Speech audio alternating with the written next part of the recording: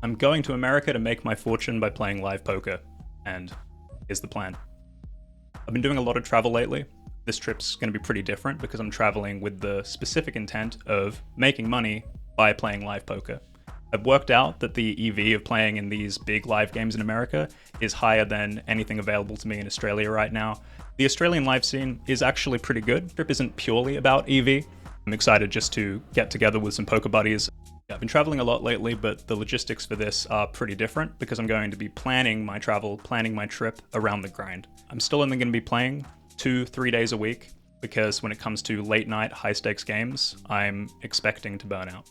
So here's the plan. I'm flying over early October and I'm staying with some poker friends of mine. I'm going about a week early so I have time to acclimate to the time zone, get used to the neighborhood, get used to the casino before I'm sitting down and playing for serious money. There's a lot of logistics to handle, and I just want to take care of as much as I can in advance so that I can lock in, play when I'm playing, and rest when I'm resting. We've already ironed out the details of the game. We've scoped it out. The people I'm playing with are pretty experienced in that environment, and they're going to be able to give me a lot of reads on people I'm playing against. And it will be interesting to see how long, if ever, people actually get a read on me specifically. I don't know if people are going to recognize me from YouTube. I don't know if people are going to recognize me from streams in the past. I do expect that some of the regs, if not all of them, will pretty quickly catch on. I'll be able to look online and see some of my videos and content to get an idea of how I'm playing. But until that happens, or when I am playing against recreationals who just aren't as plugged into that sort of thing, the anonymity factor is going to be really huge. And having specific reads on specific people, thanks to my poker team, it's going to be a really, really, really huge boost. While the game is really good, my bankroll isn't massive right now. I spent a lot of money traveling, taken a lot of time off, both due to an injury and leisure, sort of an injury towards the end of my vacation that took me out of grinding for a little bit. Long story short, my bankroll isn't where I would want it to be. The smaller the bankroll, the riskier it is to go and play a high stakes game. There's a lot of spots where, surprisingly, if you have a big edge, if you have a really, really big edge, if you're one of the better players in a very fishy game, you can actually take shots with as few as like 10 buy-ins. 20 buy-ins would actually be, I think, fairly conservative. In the right circumstances, you can sit in a great game with like 5 buy-ins to your name. That's easier said than done when I'm just going to come home, sleep in my normal bed and dust it off. When I'm traveling, when I'm going to fly 30 hours to America, spend another 5 hours getting to the place I'm staying, still be jet lagged, and if I bust the money, I might not even have more to keep playing. The combination of the lack of time, like a 2 to 3 month window, maybe playing 8 to, depending on how big the game is, like 4 to 20 sessions where anything can happen. Mental game is a whole different beast. So early October, I'm flying in. I'm getting there about a week before I plan to play. Me and the crew are going to hang out. I'm going to spend some time getting used to the area, maybe playing some low stakes at the casino where I'm going to be playing higher stakes, kind of try to deal with the jet lag best I can and establish a sort of normal routine so that I'm not just a stranger in a strange land. I'm actually able to stay consistent, to know that whether I have a winning or a losing session, I'm going to have a good time over the next week, learn from it, bounce back and keep playing. It's paramount. It's tantamount, paramount, whatever. It's critically important. There's a big difference personally between my A game and my B game and my C game. I am a different poker player, hour 4, sleep deprived, no caffeine, than I am hour 1 after following a standard morning routine and getting into my regular game that I've been playing for the past month. Setting up a sense of normalcy when I get to America is going to be absolutely huge. And I don't have a ton of live grinding experience. I am not a live grinder. I haven't put in a full-time live schedule since before I started playing online. When would that have even been? Like 2015, 2016? I had a few months of playing live at my local casino.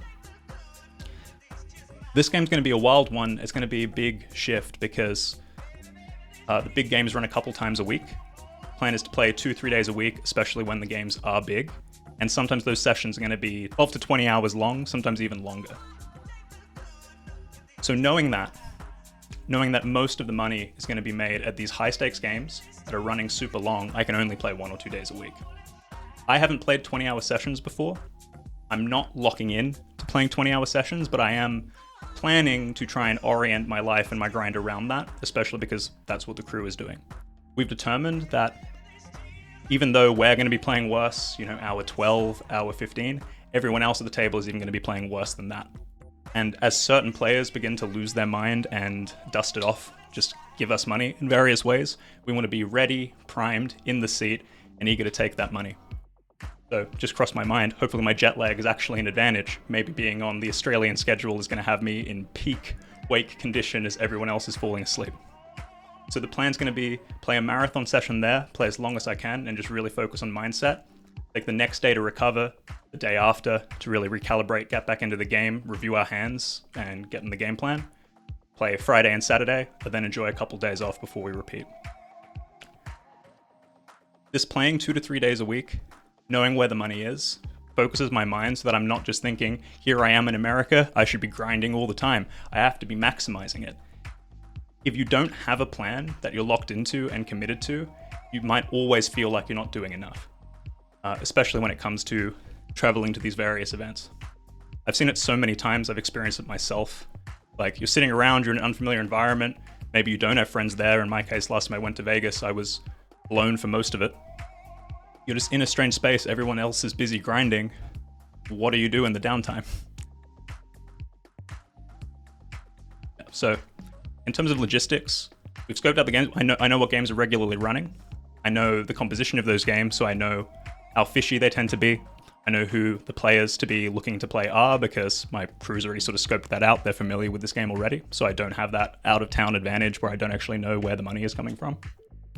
Getting my bankroll together and moving money over is actually pretty tricky.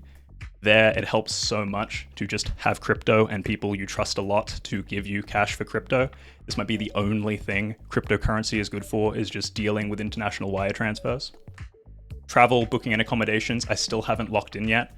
It's actually been a really good catalyst for me to finally get my taxes, get my accounting together, try to get a frequent flyer card, try to put the expenses on that card so that hopefully maybe I can get a business class flight over there and not be as tired when I show up. Otherwise, I'm not going to pay the full airfare ticket. Super important to get the logistics together. So any decision you can make in advance and lock in, and the more comfortable you are with that, the better, the less stress. So if you can stay with friends you really trust or go to a hotel that you're familiar with, that starts making sense, especially like if you are playing super high stakes.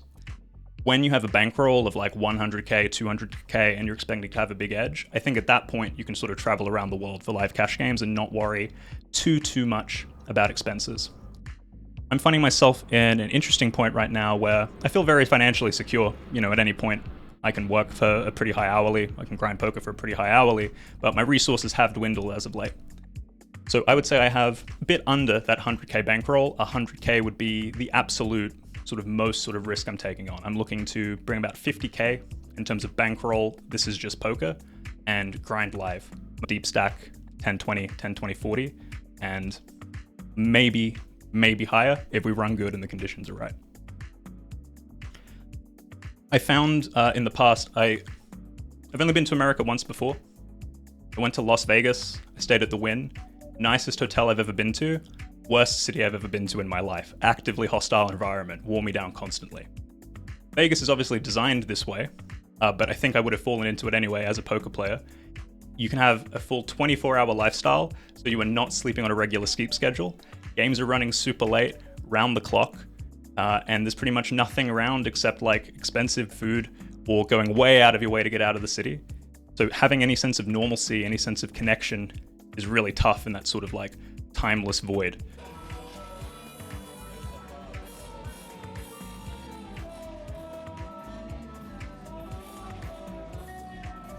I found myself kind of getting lonely and poker obsessed, and then I got the flu, so it wasn't great.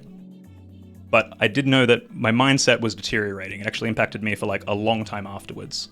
I made some money on that trip, but not like so much money. And I keep finding this pattern where doing it just for the money as a poker player will make you miserable. It certainly makes me miserable, especially because there's not even any guarantee of the results. If I'm going to be miserable when I'm not winning or when I don't make a huge profit, I'm going to be miserable the majority of the time. That's unacceptable to me. I'm not going to choose a career where I'm miserable the majority of the time. So how can I actually enjoy the trip and succeed regardless of how the cards go. What's in my control, and how can I just have a ton of fun with it?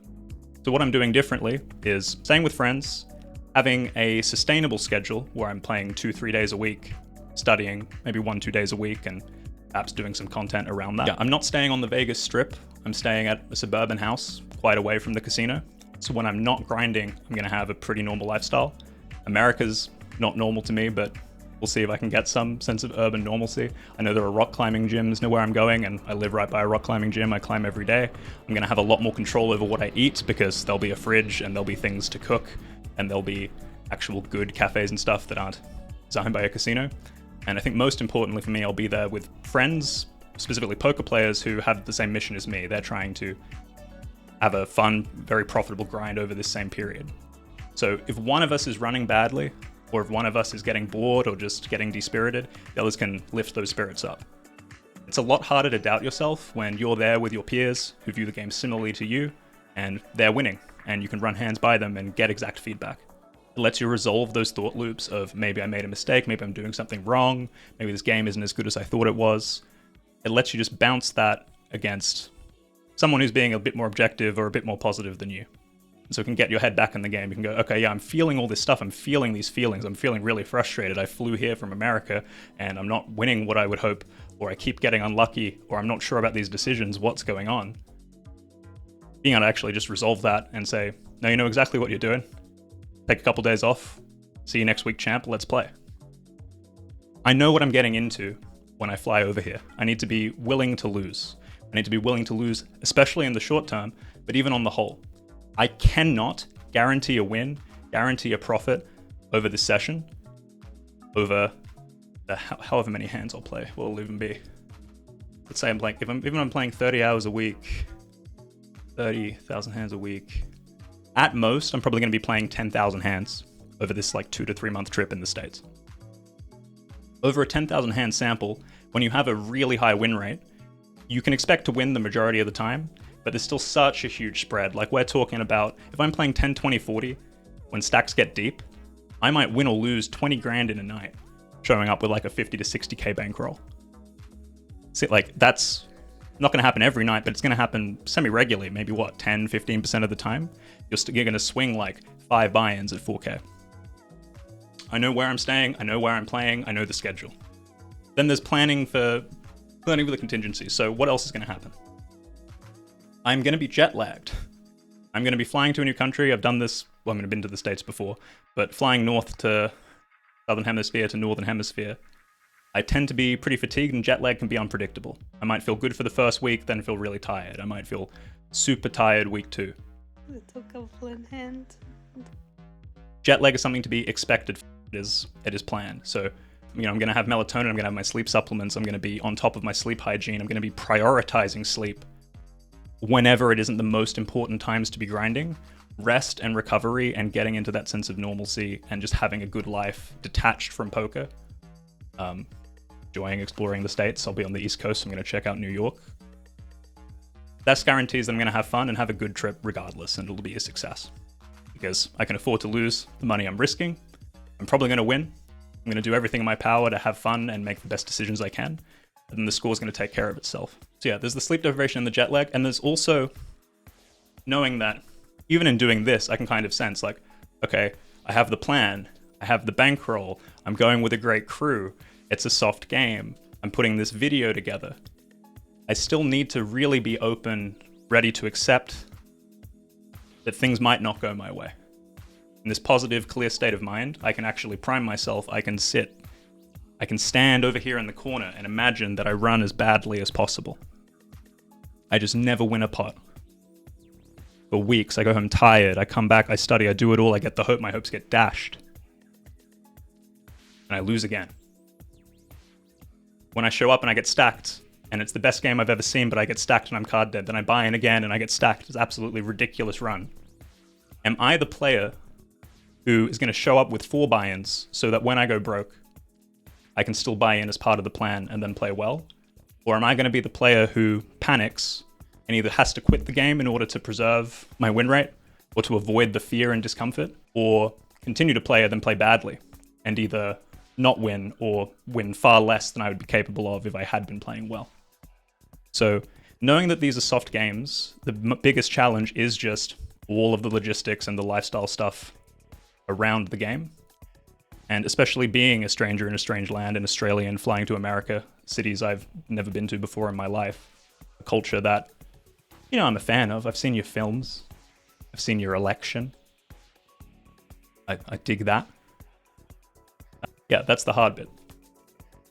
And the cool thing with that, though, is I think the solution is hang out with friends, plan fun things to do on my days off, don't overwork, the same sort of stuff you need to just do in day-to-day life that's still pretty easy to neglect.